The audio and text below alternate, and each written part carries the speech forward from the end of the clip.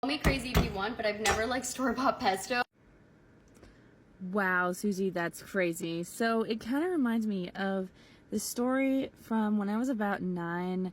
I was staying with an ex-step parent at a rental property in the middle of nowhere. So, and when I say middle of nowhere, I mean like 45 minutes from town, not city. So it was so big that the driveway did this big loop down through like some woods and then back out the way that you came in. And off from the sort of far edge in the woods, there was this clearing. And it was probably at like, I don't know, 200 feet or so rectangular.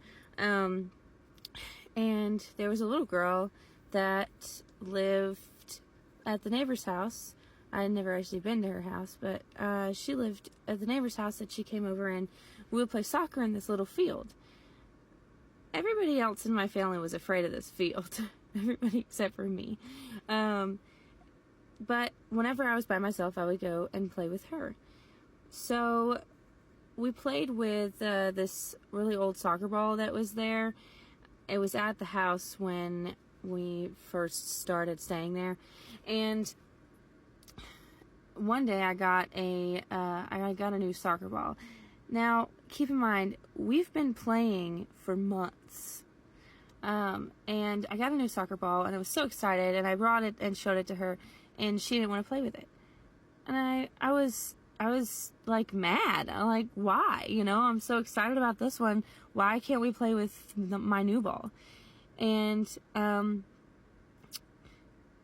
so we argued about it for several minutes, and finally I got mad and I kicked the ball, and it went through her. That's not the craziest part. So I met her mom, and I spoke to her, and her mom, and I now know that they were dressed in time period clothing. And they told me that they were waiting for her dad and the mom's husband to return from war. And then I slowly started to get some more information, and this is before I realized exactly how psychic I am. This was before I realized that sometimes spirits look just like we do. And so they were telling me about their lives. They were telling me about their lives, and I got a lot of information. You know, they had said, essentially they were telling me how they died without saying that they died. And after putting pieces together, they were from Civil War period, and that's why their clothes looked funny. And they died of tuberculosis, or well, the mom did, and you know, the kid was 9. So and the father never came back. Well, we found out a couple years later from the property owner that they were in fact buried on the property where the house was built, and they were from Civil War time period, and they assume, based on the time frame, that it probably was tuberculosis that killed them. And